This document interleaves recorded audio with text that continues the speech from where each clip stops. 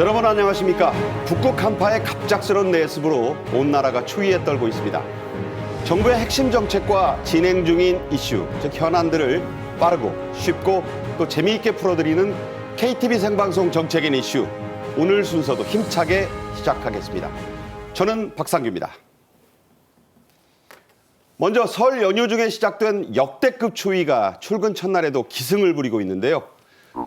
기상청의 우진규 예보분석관이 전화로 연결돼 있습니다. 우 분석관님 나와 계시죠? 네, 안녕하십니까. 네, 지금 모스크바보다도 우리 한반도가 더 춥다고 하는데 실제로도 그렇게 추운 건가요? 네, 어제 기준으로 모스크바의 아침 기온이 영하 6도가량 됐었는데요. 우리나라는 어제 기준으로 서울의 아침 최저 기온이 영하 17도 이하로 떨어졌습니다. 오늘도 비슷한 양상이 되고 있는데요. 이러한 상황은 며칠 전에 이 모스크바 주변을 통과해서 중국 그리고 우리나라 순으로 거쳐 들어오는 북극의 매우 찬 공기가 영향을 주었기 때문이라고 판단하고 있습니다. 네, 말씀하신 대로 한반도가 이렇게 그야말로 냉동고처럼 변해버린 이유가 대체 뭡니까? 네, 우선은 대기 상층부와 대기 하층부를 구분해서 지을 수가 있는데요. 우리나라 주변의 대기 상층부의 공기 흐름이 더뎌지면서 이 우리나라 북쪽에서부터 떨어져 내려오는 찬 공기가 내려오는 그 루트가 한동안 계속해서 지속되고 있고 굉장히 다이렉트로 북쪽으로부터 우리나라 쪽으로 내려오고 있기 때문에 이 북극에 매우 강력한 찬 공기가 우리나라 쪽에 직접 영향을 주고 있기 때문이라고 분석하고 있습니다. 네, 국민들의 관심은 과연 이 추위가 언제까지 계속될 건가? 그야말로 이 추위의 절정이 오늘이냐 이건데요. 언제쯤이나 다시 평년 기온을 되찾게 되는 건가요? 네, 이번에 찾아온 강력한 한파는 어제 그리고 오늘까지가 가장 피크일 것으로 예상을 하고 있습니다. 내일부터는 다시 서쪽으로부터 일시적인 상대적으로 따뜻한 공기가 유입되면서 이 기온은 한파 수준의 찬 공기보다는 평년 수준으로 돌아가기 시작할 것으로 보이는데요. 그렇지만 이후에 다시 북쪽으로부터 찬 공기가 남하를 하면서 지금보다는 덜 하지만 주말까지도 계속해서 평년 수준보다 조금 낮거나 비슷한 추위가 지속될 것으로 예상하고 있습니다. 영하 25도다, 영하 27도다. 정말 이런 역대급 한파가 앞으로도 또 있을까요? 네, 지금과 같은 강력한 한파, 여러분들께서는 굉장히 춥다라고 느끼실 수 있고, 이 평년과는 다르게 느끼실 수도 있지만, 겨울철에는 이와 같이 자주 있지는 않지만, 주기적으로 매우 강력한 찬 공기가 우리나라를 영향을 주게 됩니다. 앞으로 겨울이 끝나기 전인 2월 또는 3월 달까지도 이 특정해서 언제 한파가 온다라고 말씀드릴 수는 없겠지만 겨울철 동안에 이러한 한파가 찾아올 가능성은 여전히 있기 때문에 앞으로도 추위에 대비를 해줘야 되는 것이 필요합니다. 네, 들으신 대로 추위도 유비무환입니다. 지금까지 우진규 기상청 예보분석관이었습니다. 오늘 말씀 감사드립니다. 네, 감사합니다. 네. 계속해서 윤석열 대통령의 UAE 국빈 방문과 스위스 다보스 포럼 참석 관련 소식을 총정리해 보겠습니다. 먼저 영상으로 만나보시죠.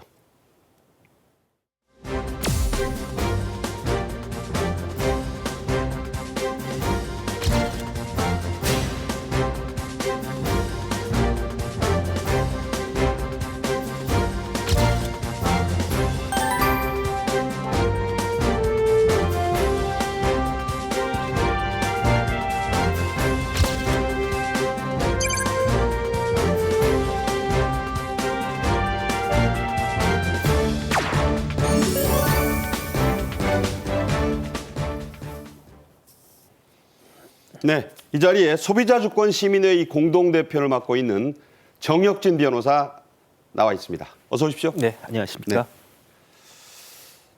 올해 첫 해외 순방을 마치고 귀국한 윤 대통령이 국민들에게 설 인사를 전하면서 경제 살리기를 거듭해서 강조했습니다. 발언의 핵심 내용부터 직접 들어보시죠.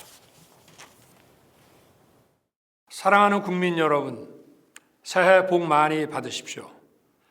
이번 아랍에미레이트와 다보스 순방은 우리 국민과 기업인들이 세계 무대에서 역량을 펼칠 수 있도록 모든 일정을 경제에 초점을 맞췄습니다. 나라 안팎으로 녹록지 않지만 정부와 민간이 하나 되어 새로운 도약을 향해 나아갈 수 있도록 모든 역량을 모으겠습니다.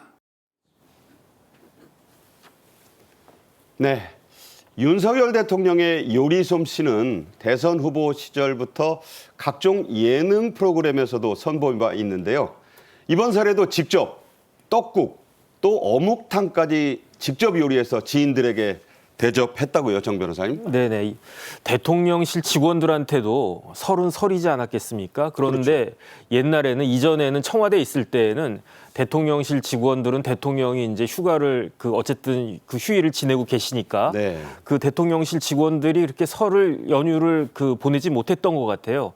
그런데 이번에는 윤석열 대통령이 그 대통령실에 필수 경호 인력만 빼놓고는 다 이제 설을 쉬게끔 그렇게 이제 휴가를 갖다 보내주신 것 같은데 네. 그런데 거기에 누가 포함이 되어 있느냐? 조리사도 포함이 되어 있었던 것 같아요. 요리사도 쉬어라. 네네. 그러니까 누군가는 설날에 밥을 해먹고 떡국을 끓여 먹어야 되지 않겠습니까? 그렇죠. 그러면 일반적으로 생각하기에는 김건희 여사가 그런 걸 준비를 했겠구나라고 생각을 갖다가 했는데 네. 그게 아니고 대통령이 직접 떡국도 끓이고 어묵탕도 끓이고 그다음에 이전에 후보 시절에 방송에 나와서 이것저것 보여주셨지만 달걀말이는 그때 호평이 많았어요. 그 네. 달걀말이 이번에 달걀말이까지 하고 그다음에 추가적으로 만두까지 이렇게 끓여가지고 네. 그 여사님께도 대접하고 또 주위에 있는 사람들에게도 대접하고 심지어 그 대통령실의 한남동 대통령 관저에 그 반려견들 많이 있지 않습니까? 11마리로 알고 있습니다. 네, 반려견들 밥까지도 손수 대통령이 다 챙겨주셨다라고 하니까 네. 일단은 뭐 강아지들한테도 뜻깊은 설이 되지 않았을까 하는 생각이 듭니다. 네. 참 뭐 이례적인 그런 모습이라서 네네. 국민들께서도 받아들이실 때 흐뭇하셨을 것 같다 이런 생각이 드는데 윤 대통령이 귀국 후에 가장 먼저 챙긴 이 첫 공식 일정이 좀 이례적이에요. 바로 양자 또 AI 인공지능 분야의 젊은 우리 과학자들과의 오찬이었네요. 그러니까 대통령께서 UAE도 방문하셨지만 그다음에 스위스도 방문하지 않으셨습니까? 그렇죠. 근데 스위스 가서 다보스 포럼 가가지고 이것저것 많이 하셨는데 그래도 제일 그 인상이 깊었던 게 제가 봤을 때는 쭈리히 연방공대를 다녀오신 것이 아닌가. 네. 거기에 굉장히 이제 임팩트가 있었던 것 같다는 생각이 들고 거기 가가지고 이런저런 생각을 많이 하셨던 것 같아요.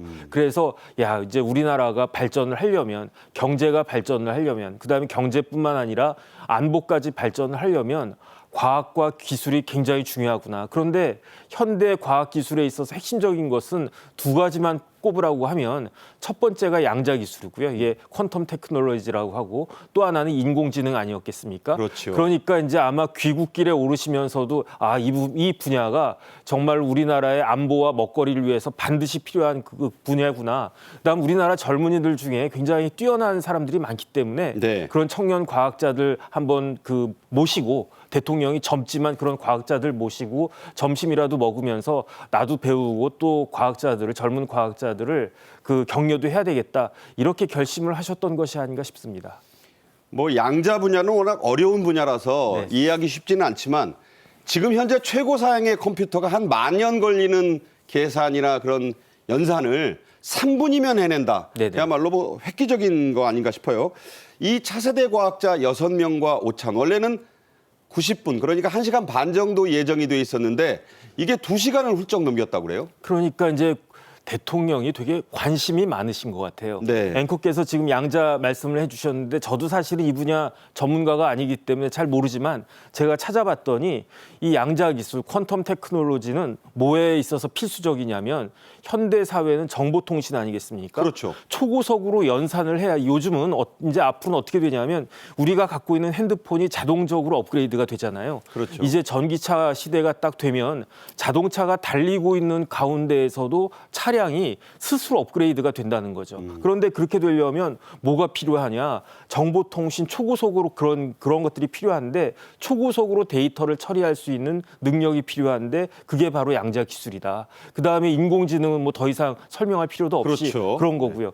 그래서 저만 해도 아마 그런 젊은 과학자들 딱 만나면 물어보고 싶은 것들이 굉장히 많았을 것 같아요. 그래서 예정보다 시간 훨씬 넘겨가지고 2시간 가까이 그렇게 만나셨다라고 하는데 이전에는 만약에 대통령이 해외 갔다 딱 오시면 무슨 원로 정치인들이나 뭐 보통은 누구나 그랬죠. 그런 분들 딱 모시고 뭐 좋은 덕담 말씀 듣고 또 서리고 하니까 그런 모습이었는데 이제 청와대가 아니죠. 이제는 대통령실. 예, 한남동에서 이렇게 직접 요리도 하시고 그런 모습들이 이전의 대통령들과는 확실히 좀 많이 차이가 있는 다른 그런 유형의 대통령이 이제 등장하셨다. 저는 그렇게 생각이 됩니다.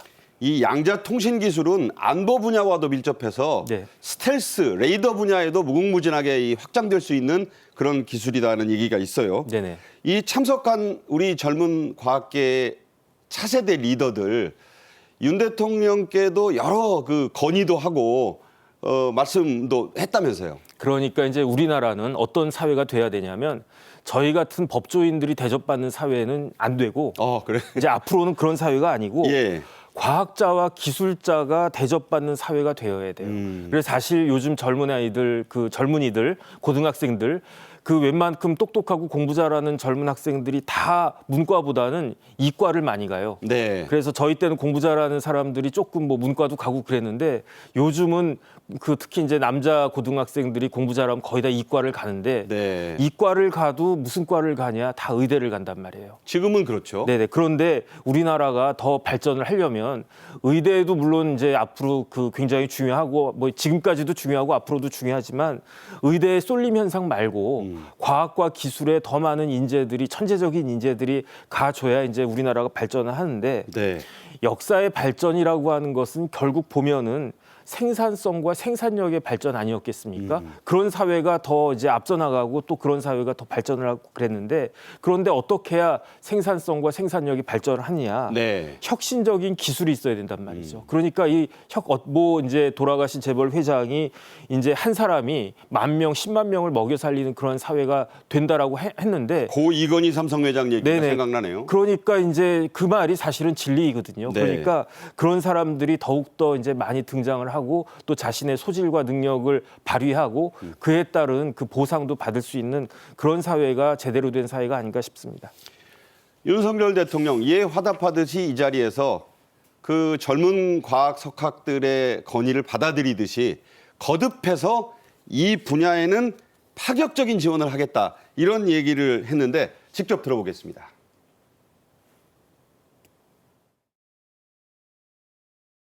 대통령은 양자 과학기술은 국가 미래 전략 기술의 핵심이라면서 이 양자 과학기술이 우리의 미래를 어떻게 변화시키는지 그리고 대한민국이 이 기술을 발전시키려면 어떻게 준비해야 하는지를 물었습니다. 대통령은 양자 과학기술의 세계적인 권위자인 석학들과의 간담회에서 인재 양성과 국제 협력이 중요하다는 고견을 듣고 양자 과학기술 선도 국가가 되기 위한 의지와 전략 구상을 이 자리에서 밝혔습니다. 네, 방금 김은혜 수석의 그 브리핑 속에 나온 저 얘기는 스위스에서의 일정을 예정이 없이 하루 더 늘려라 네네. 해서 스위스 츄리히 연방공대의 그야말로 석학들과 얘기를 나누기 위해서였는데 이때 또 많은 화제가 나왔고 또 이목이 집중됐죠. 대통령이 검사 출신이시잖아요. 그런데 아버지가 교수님이셨어요. 그렇죠. 그래서 제 생각에는 그렇기 때문에 대통령이 대학에 굉장히 관심이 많으셨던 것 같아요. 뭐 저 같으면 굳이 뭐 그 대학 그 유럽까지 가가지고 스위스까지 가서 대학을 갔다가 뭐 방문할 필요가 있을까 했는데 네. 그런데 이제 대통령은 그 분야에 대해서 관심이 많으셨던 것 같고 그래서 제가 이제 쭈리히 연방공대가 어떤 학교인지 찾아봤거든요. 네네. 이게 테크니슈의 혹슐레라고 그래가지고 네. 그야말로 과학기술 그 공대인데 1855년에 개교했다라고 하니까 지금 167년 됐고요. 170년 가까운 역사. 그렇죠. 그 다음에 그 세계 최고의 우리나라 사람들은 이제 아무래도 미국 중심의 사고 방식을 하니까 그러니까 미국의 뭐 MIT나 하버드나 이런 학교가 좋은 학교다라고 생각을 하는데 그 쭈리히 연방공대는 유럽의 MIT라는 그 별명을 가질 정도로 네. 아주 세계 최고 수준의 그 이공계 대학이고요. 그 다음에 여기에 어떤 사람들을 배출했냐면 렌트겐이라고 있잖아요. 그 X선을 발명한 네. 그게 옛날에는 렌트겐선이라고도 했어요. 그렇죠. 그 렌트겐이 이 쭈리히 공대 출신이고 그다음에 이제 게임 이론 하면 폰 노이만이라는 사람이 있단 폰 말이에요. 노이만. 예, 컴퓨터에 그야말로 그렇죠. 할아버지쯤 되는 분이죠. 그다음에 뭐 영화로도 나왔잖아요. 폰 노이만도 그 스위스 그 쭈리히 연방공대 출신이고 네. 그다음에 이제 자타공인 누구나가 다 아는 제일 유명한 동문이자 그 교수 출신이 바로 아인슈타인이었죠. 과학의 대명사처럼 돼 있는 네네. 아인슈타인 박사의 모교다. 네네. 그렇기 때문에 대통령께서 이러한 사실들을 잘 아시고 네. 스위스에 간 김에 쭈리히에 간 김에 여긴 학교를 갔다 가봐야 되겠다 마음을 먹으신 것 같고 가서 보니까 진짜 세상이 이렇게 빨리빨리 변하고 있구나. 이런 기술들이 필요하구나. 그래서 아마 귀국하시고 난 다음에 그렇게 젊은 과학자들과 시간을 마련하신 것이 아닌가 저는 그렇게 생각이 됩니다. 노벨상 수상자의 그 명수가 모든 걸 좌우하는 건 아니지만 이 스위스 츄리히 연방공대에서 무려 22명의 과학 분야 노벨상 수상자가 나온 학교다. 네네. 이것도 여기서 한번 짚어볼 필요가 있고요. 네.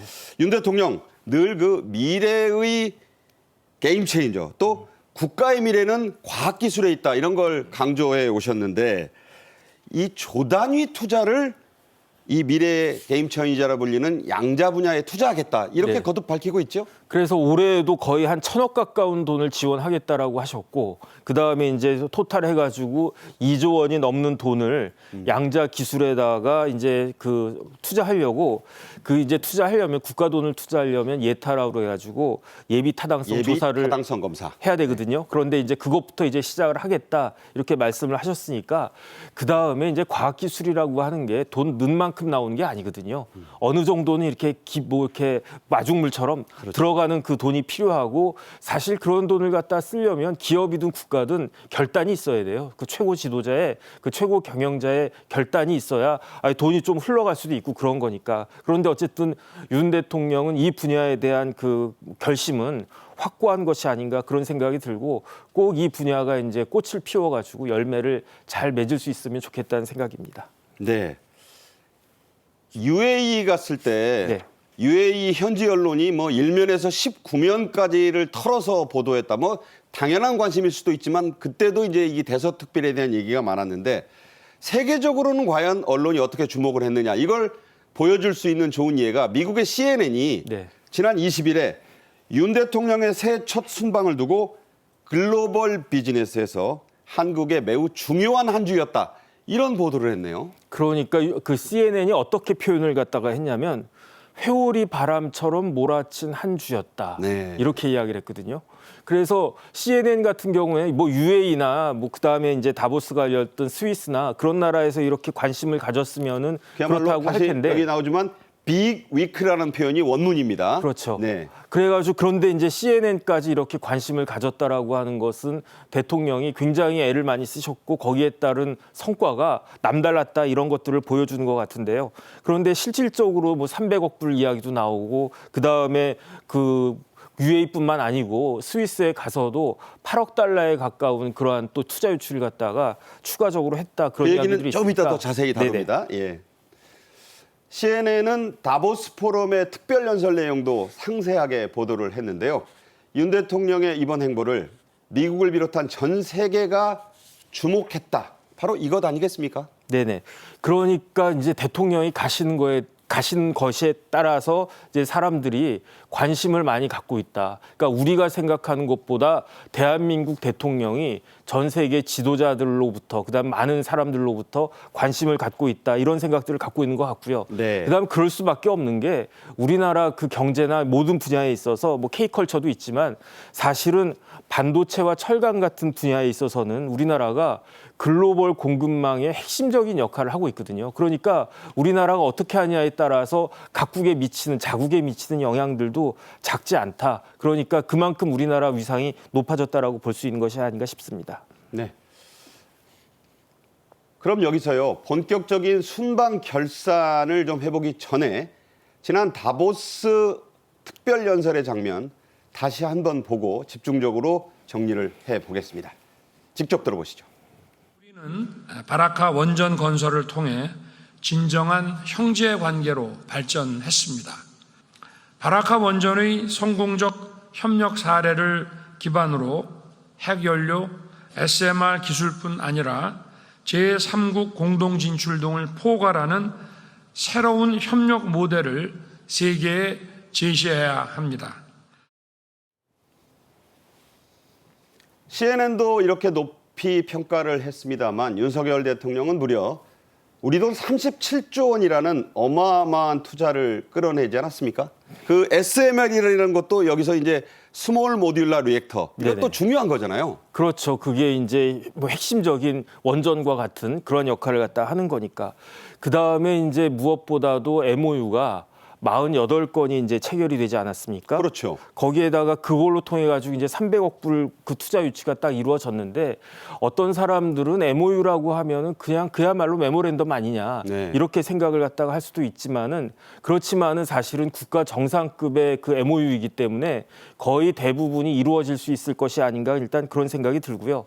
그 다음에 그 중에서 그 딱 잘라서 절반만 그 실제 계약으로 이루어져도 네. 상당히 많은 뭐 이제 8조 가까운 그런 성과가 나타난다는 계산도 있으니까 네. 그러니까 사실 이거는 아주 큰 성과라고 하지 않을 수 없을 것 같습니다. 그러니까 절반만이라고 했지만 절반 이상이 물론 이제 정상 간의 MOU니까 그렇죠. 될 것이지만 네네. 아주 그 보수적으로 계산해도 8조 원은 무조건 우리가 유치할 수 있는 경제 효과가 기대된다 이런 얘기죠. 그 다음에 이제 그런 그 MOU도 MOU이지만 그 배경을 갖다 딱 따져 보면 UAE가 굉장히 세심하게 그 준비를 많이 했더라고요. 예컨대 우리나라 현대차의 제일 좋은 차가 G90 아니었겠습니까? 그렇죠. G90. 그런데 그 의전 차량을 뭐 10대인가 그렇게 구입했다라고 하고 20대를 해서 네네. 석 대인가는 자기들이 쓰고 네네. 나머지는 또 우리 측에 또 이렇게 의전 차량으로 썼다니까 배려도 한 거예요. 그 다음에 이제 공군 그 비행기가 전투기가 뭐 4대인가 떠가지고 좌우에 2대씩. 네네 그렇게 해가지고 또 호위를 갖다가 해주고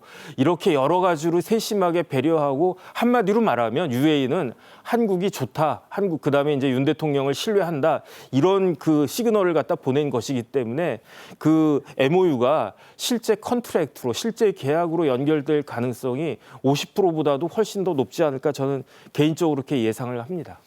실제로 올해 상반기에 우리나라와 UAE의 제8차 경제공동위원회가 서울에서 열린다고 해요. 이게 이제 아마 그런 그 정상 간의 MOU를 성사시키는 결실로 이어지는 그런 모임이 되지 않겠습니까? 그러니까 이제 조금 전에 앵커께서 말씀하신 것처럼 SMR이 소형 모듈 원전이라는 뜻이거든요. 그렇죠. 그러니까 이게 사실은 굉장히 그 원전과 같은 그러한 그 전기 생산과 관련해 가지고 굉장히 핵심적인 기술인 거고 그다음에 수소, 풍력, 태양광, 그다음에 무엇보다도 방위 산업. 왜냐하면 우리나라 부대가 아크 부대가 지금 UAE에 나가 있지 않습니까? 그렇죠. 그 우리나라 부대가 전 세계 여러 군데 나가 있는데 공병이 아닌 실제 전투병과 그것도 특전사 에이스들이 나가 있는 데가 그 UAE거든요. 네. 이런 식으로 한국에 대해서 UAE가 기대하는 바가 굉장히 크고 그렇기 때문에 이제 경제공동위원회가 서울에서 이제 개최가 된다 이렇게 볼 수 있을 것 같습니다. 윤 대통령은 스위스에서 인텔, 퀄컴, JP모건 등 그야말로 글로벌 기업의 CEO들과 오찬을 하면서 그때 이제 좌우에 두고 또 맞은편에 있고 그랬습니다. 우리나라에 투자도 해달라 이렇게 당부를 했는데 여기서도 투자 유치가 속속 결실을 봤어요. 그래서 이제 덴마크에 있는 회사 중에 베스타스라고 하는 회사가 있다라고 하는데 이게 어떤 회사냐면은 세계에서 최고 그다음에 가장 좋은 기술을 가진 풍력 터빈 제조 기업이라고 하는데 이 베스타스에서 그 한 3억 달러가 넘는 돈을 투자한다라고 했고 그다음에 사실은 스위스 같은 나라는 어떤 것이 굉장히 유명하냐면 의약품 그 제약 회사들이 유명하거든요. 네. 그렇기 때문에 이제 머크나 노바티스나 이런 회사들에서도 5억 달러 이상의 투자 협력이 지금 이야기가 되고 있다라고 하니까 한마디로 이야기해서 선진국에서도 우리 대한민국에 투자를 많이 하고 싶어 한다 이렇게 볼 수 있을 것 같습니다. 이렇게 올해 첫 해외 순방에 대해서 윤석열 대통령도 경제인들과 함께 뛰었다라면서 자신의 SNS에 소회를 밝혔는데 대한민국 1호 영업사원 이 얘기가 계속 지금 회자되고 있어요. 네네. 그래서 그야말로 대한민국의 경제를 살리기 위해서, 대한민국의 경제를 더 활성화시키기 위해서 누구보다도 제일 앞장서서 누구보다도 열심히 뛰겠다. 그렇게 이제 그 대통령은 각오를 하신 것 같고, 그다음에 대통령이 SNS에 올린 글을 읽어보면 쥐리 공대 아까 이야기 나왔지만은 아인슈타인이 뭐라고 이야기를 했었냐면은 낡은 지도로는 세상을 탐험할 수 없다. 유명한 얘기예요. 그리고 이 말을 그 아인슈타인의 이 어록을 인용을 갖다가 한 거죠. 그러니까 근데 옛날 아인슈타인 때 낡은 지도하고 지금의 낡은 지도는 차원이 틀리거든요. 지금은 내비에다가 뭐 엄청나잖아요. 지금은 지도가 그야말로 그 시시각각으로 이렇게 바뀌고 있는데 네. 그 이야기는 뭐냐면 대통령께서 누구보다도 정신 똑바로 차리고 누구보다도 긴장하고 영업사원으로서의 역할을 충실히 재임하는 기간 동안에 다 하겠다. 이렇게 저는 판단이 됩니다. 네. 그리고 김건희 여사의 적극적인 행보도 이번에 세계적인 주목을 받았죠. 윤 대통령을 밀착해서 동행하면서 해외의 정계 또 관계 인사들과 접촉면을 넓고 활발하게 하는 모습을 보여주었는데요. 이 부분은 어떻게 보셨습니까? 그래서 이제 그 김건희 여사가 UAE하고 그 스위스 순방에서 공동 일정 말고요. 영부인 단독 일정을 5차례를 그 소화하셨다라고 하고요. 그래서 여러 사람들을 만났는데 그중에 이제 UAE나 이런 쪽에서 제일 한국에 유명하신 사람이 만수르라고 알려진 그 부총리 겸 대통령실 장관. 대통령의 동생. 네네. 예. 그러니까 이제 만수르하고도 만났다라고 하고 그 다음에 이제 대통령의 어머니가 파티마 여사라고 하는데 대통령 어머니하고도 만났다고 하고. 대통령과 부총리의 어머니인 거예요. 네네. 네. 그러니까 이제 그렇게 적극적인 행보를 갖다가 하신 것 같은데 사실은 대선 때까지만 해도 그 김건희 여사가 그냥 그 너무 이렇게 앞에 나서지 않겠다라는 식으로 말씀을 하셨던 것 같은데 네. 그런데 이제는 제 생각에는 UAE나 뭐 스위스나 이런 쪽에서 오히려 그 영부인 한번 보고 싶다, 영부인하고 같이 행사를 하고 싶다, 일정을 갖고 싶다 이런 요청들이 많이 있어가지고 뭐 자의반이든 타의반이든 어쨌든지 간에 그런 일정을 소화하실 수밖에 없을 것 같고 그다음 저는 개인적으로는요. 대통령도 그렇고 영부인도 그렇고 이런 일들을 좀 적극적으로 하시는 게 필요하다고 생각하는 게 네. 왜냐하면 대통령이 검사만 하셨잖아요. 그러니까 이제 정치를 하셨거나 뭐 외교관 출신이거나 이런 분이 아니었단 말이죠. 네네. 그러니까 일단 임기 초반에 이런 경험들을 많이 쌓아 놓으셔야 갈수록 그 외교 무대에 있어서도 훨씬 더 역할도 더 많이 하실 수 있을 것 같고 대통령이 내치도 잘해야 되지만 우리나라 1호 영업사원이지만 우리나라 1호 국민이기도 하거든요. 네네. 그러니까 한국을 대표해가지고 이런 활동들을 잘 하셔야 되는데 그런 경험들을 좀 빨리 많이 쌓으셔가지고 그 적극적으로 활발하게 활동을 하실 수 있으면 좋겠다. 저는 개인적으로 그렇게 기대를 하고 있습니다. 정 변호사가 말씀하신 과거 고대 로마의 프린캡스 같은 역할도 네네. 1호 시민, 1호 네. 국민의 역할도 해야 될 것이다. 이런 네. 말씀 주셨네요. 자, 오늘도 말씀 감사하셨습니다. 이번 순서는 여기까지입니다. 정혁진 변호사였습니다. 네, 고맙습니다. 감사합니다. 네. 다음 순서는 고영환 전 국가안보전략연구원 부원장과 함께하는 특별 코너 북한은 지금입니다.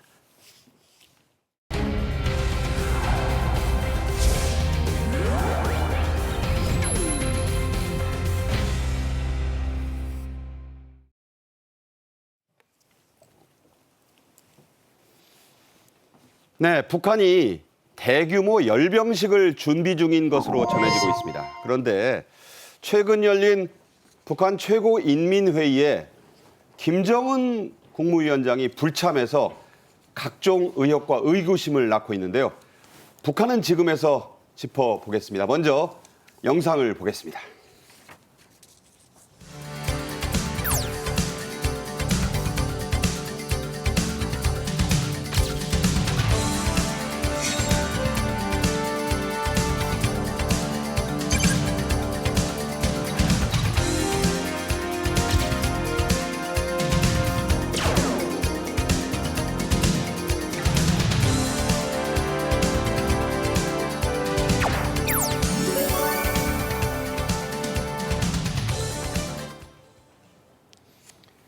북한은 지금 두 번째 이야기입니다. 고영환 부원장 나오셨습니다. 어서 오십시오. 안녕하십니까. 네.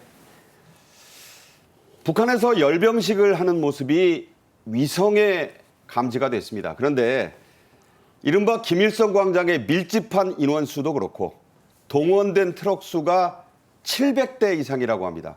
이 규모 상당하군요. 뭐 대략 추정되는 거는 한 2만 명 정도가 참여하는 대규모 열병식으로 지금 추정이 되고 있습니다. 네. 왜냐하면 차량 700대를 계산을 하면 한 2만 명 이상이 되는 그런 규모일 것 같습니다. 그러니까 실제로 열병식을 끌어가는 사람만 2만 명이라는 거잖아요. 주석단 앞을 지나가는 사람만 2만여 명. 사람만. 네. 그러면 뭐 거기 청중까지 동원 청중까지 생각하면 10만 명이 넘는다. 네. 북한에서 10만 명 대단한 거 아닙니까? 뭐 대단하지만 뭐 100만 명도 동원력이 있으니까 군족을 네. 예, 그렇긴 합니다.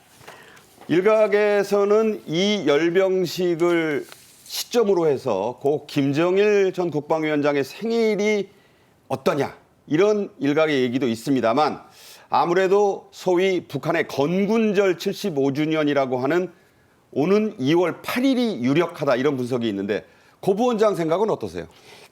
저도 이제 위성 사진에 보면 75라는 글자가 써 있고 이것은 이제 건군 75주년이거든요. 1948년 2월 8일 날 북한인민군이라는 게 나왔으니까 네. 올해 북한의 큰 정치 행사가 두 개가 있습니다. 75주년이 되는 게 건군절 하나, 건국절 하나. 그러니까 북한 인민군이 만들어진 게 2월 8일. 예. 북한 정권이 수립된 게 또 75주년. 9월 9일 75주년. 9월 9일. 예. 그 75가 그래 중요하군요. 꺼지는 해는 굉장히 큰 명절로 북한이 경축을 합니다. 네.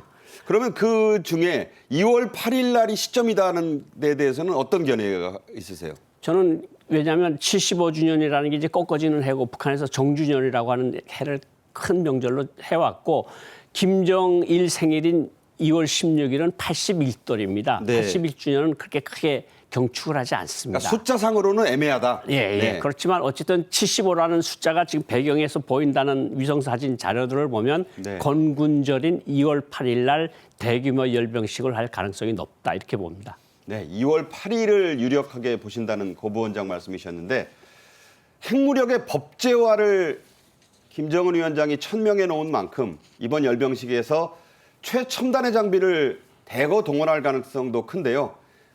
괴물 ICBM이라는 별명까지 붙은 화성 17형으로 추정되는 물체도 이번에 그 인공위성에 포착이 됐다고 하죠. 네, 그 길이만 해도 아주 세계적으로 최고로 큰 괴물 미사일인데 네. 이게 이제 대형 핵탄두를 탑재하는 것으로 보이는데 이것을 비롯해서 다른 신형 무기들이 어떤 무기들이 나올지가 굉장한 주목을 끌고 있습니다.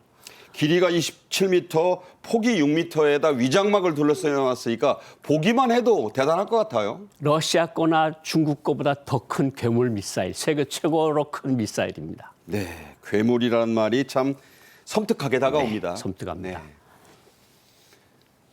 트럼프 전 미국 대통령 시절에 미국의 국무장관을 지낸 폼페이오 씨가 자신의 회고록에 CIA 중앙정보국장 시절에 본인이 비밀리에 북한을 갔었는데 김정은 위원장을 만났더니 첫 만남에서 당신이 나를 암살하려고 했던 거 나는 잘 알고 있다. 이런 말을 했다고 좀 소개를 했어요. 그러니까 폼페이오 장관이 전 국무장관이 한치도 물러서지 말라. 내 사랑하는 미국을 위하여 이런 자서전을 회고록을 썼는데 네. 여기에 이제 김정은 위원장을 만나러 딱 들어갔는데 당신이 나를 암살하려 다니는 거 안다. 그러니까 지금도 그런데요 하고 조크를 했다는 건데 참수작전 말하나요? 그렇죠. 참수작전 이야기하고 뭐 여러 가지 미국에서 하는 거를 자기를 항상 위성에서부터 들여다보고 자기를 죽이려고 애를 쓰고 있다. 그러니까 지금도 그런데요. 그래서 그 분위기가 무마됐다고 그런 이야기를 썼습니다. 썰렁하면서도 섬뜩한 농담이었겠네요. 그렇죠. 완전히 섬뜩하면서도 썰렁한 그런 농담들이 오고 간 거죠. 네. 폼페이오 전 국무장관과 김정은 위원장의 평양 만남 비화는 다음 북한은 지금 시간에 좀 더 자세하게 풀어서 얘기를 들려드리도록 하고요. 지난 17일부터 이틀간 북한에서는 최고인민회의라는 게 열렸습니다. 이번 최고인민회의에서는 어떤 이야기를 나눴을까요? 통일부의 정례 브리핑을 먼저 들어보시겠습니다. 이번 회의의 안건으로는 내각의 2022년 사업 정연과 2023년 과업, 2022년 국가예산 집행 결산과 2023년 국가예산, 평양문화보호법 채택, 중앙검찰소 사업 정영, 조직 문제 등을 안건으로 예고한 바 있습니다. 북한의 최고인민회의라면 쉽게 말해서 우리의 정기국회 같은 건데요. 이게 1월 13일, 그러니까 인민회의가 실제로 열리기 전에 나왔던 통일부의 브리핑입니다마는 예고한 것과 같이 인민회의에서도 실제 관련 내용이 얘기가 됐습니까? 예, 지난해 사업총하고 결산하고 올해 예산을 발표하고 중앙검찰서법, 그다음에 평양문화법 이런 조직 문제까지 이런 것들을 쭉 했는데 여기서 중요한 것은 어떤 거라고 생각을 하는가 하면 예산만 보면 코로나 예산이 지난해에 비해서 33.3%가 증가를 했습니다. 아, 늘렸다. 늘렸다. 네. 그러면 북한에서 아직 코로나가 많이 확산되고 있다는 것을 증명해 주는 거로 될 수 있고요. 그리고 중앙검찰소를 말을 했는데 중앙검찰소라는 거는 이제까지 당하고 보위부의 위세에 눌려서 그냥 당이 하라는 대로만 했거든요. 검찰이라고 하는 건. 네네. 근데 이제 중앙검찰소 사업 정령을 요해하고 대책을 세웠다고 발표를 한 것을 보면 예. 중앙검찰소에 조금 더 많은 권한을 줘서 주민 통제 권한을 줌으로써 당, 보위부, 사회안전성 그리고 중앙검찰서까지 사중으로 주민 통제를 하겠다는 그런 의도로 볼 수가 있습니다. 주민들을 좀 더 옥죄한다는 뜻인가요? 좀 더 옥죄한다는 뜻인데 여기서 최고인민회의만 잠깐 조금 더 말씀을 드리면 네. 최고인민회의는 687명입니다. 687명인데 최고인민회의 대의원이 할 수 있는 권한은 월급이 따로 나오는 것도 없고 네. 딱 나오는 거는 기차표하고 버스표하고 선박표만 무료로 탈 수 있습니다. 이른바 거마비만 주는군요. 거마비만 주고 대회 때 거수기를 들어 대의원증을 들어서 법을 통과시키는 거수기 역할만 한다. 네. 이렇게 보시면 될 것 같습니다. 예, 자세한 설명 잘 들었고요. 이 북한의 표준말을 평양문화어라고 합니다. 서울을 문화어, 그러니까 표준말 이런 뜻이 되겠는데 이른바 이 평양문화어 보호법, 그러니까 남한말을 쓰지 말라 이런 얘기죠. 이게 남한의 드라마가 유입되면서 뭐 자기야, 오빠 이렇게 부르는 호칭이 북한에 만연해서라는 말도 있던데요. 그러니까 서울에는 서울 표준어가 있다고 북한에서 발표하는 게 그렇습니다. 서울말은 표준어니까 북한이 뭔가 말을 만들어야 되는데 이걸 평양 문화어라고 이미 만들어 놨습니다. 네네. 그래서 평양 문화어를 쓰라는데 아직 지방 가면 사투리를 많이 쓰는데 네네. 근데 왜 이번에 이 평양 문화어 강화법을 다시 새로 제정을 했는가 하면 이제 말한 것처럼 오빠, 그러니까 남편도 아닌데 오빠라 그러고 자기야라 그러고 감사를 드린다 그러고 감사를 드린다는 말은 북한에서는 김정은 하나한테밖에 못 씁니다. 그러니까 일반인에게는 써서는 감사합니다, 안 되는 말. 고맙습니다가 되는데 감사를 드린다는 말을 쓰고 뭐 예를 들어서 약간 그런 말이긴 하지만 헐 이런 말도 쓴다고 그러니 헐도 북한에서 씁니까? 드라마를 보니까 네. 한류가 너무 확산을 하니까 이러다가 이게 우리 말이 근간이 무너지는 것이 아니냐. 아, 그러니까 북한식의 문화어가 무너지는. 평양 문화어가 무너지고 서울 표준어가 써지는 것이 아니냐. 이런 것 때문에 겁이 나니까 이번에 문화법을 만든 것은 좀 더 주민들을 통제해서 북한 김정은 말 그대로 따옴표대로 하면 괴뢰 말 찌꺼기들을 아예 쌍그리 태워버리라. 이런 지시를 했다고 언론에도 나왔거든요. 그러니까 이것은 한류가 어느 정도로 북한에 지금 퍼지고 들어가고 있는가, 그리고 북한이 얼마나 큰 위협을 느끼고 있는가, 이것을 보여주는 것이 최고인민회에서 이번에 제시된 평양문화어 보호법입니다. 그만큼 김정은 위원장의 위기감이 강하다. 고조됐다. 네. 그러니까 머릿속에 그런 말풍선 하나 넣을 수 있겠군요. 헐. 네. 그런데 이번 최고인민회의에 김정은 위원장 본인은 정작 나타나지 않았다고 합니다. 우선 화면을 먼저 보고 얘기를 나누어 보겠는데요. 자, 고 위원장님, 이 김정은 위원장이 이 최고인민회의에 안 나온 것도 어떻게 이게 좀 이례적인 거 아니에요? 아닙니다.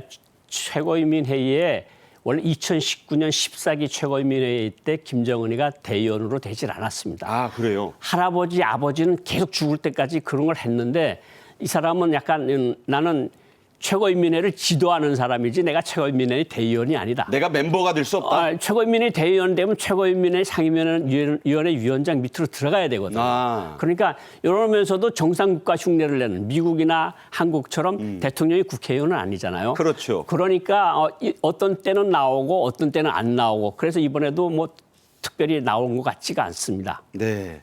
그러니까 이게 뭐 이례적이라기보다는 나는 그야말로 모든 것에 위에 있는 존재이기 때문에 예. 내가 그 모임에 위원으로 참석할 일은 없다.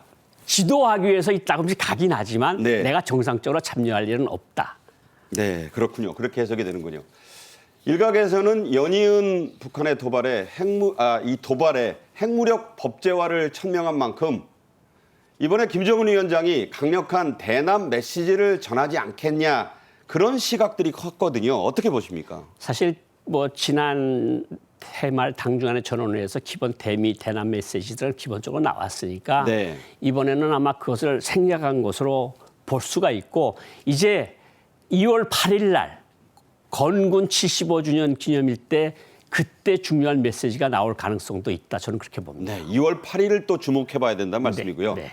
지금 고 부위원장 말씀 주신 것처럼 북한 김정은 위원장이 최고인민회의에 꼭 참석한 것은 아닙니다만은 그래도 중요한 시기에 모습은 꼭꼭 보였거든요.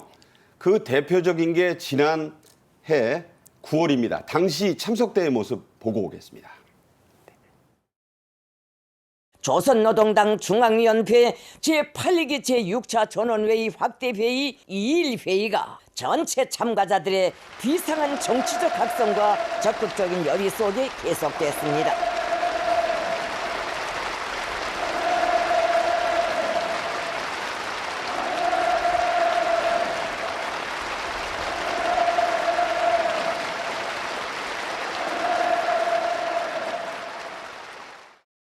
(2023년도에) 강력히 추진해야 할 자위적 국방력 강화의 새로운 핵심 목표들이 제시됐습니다.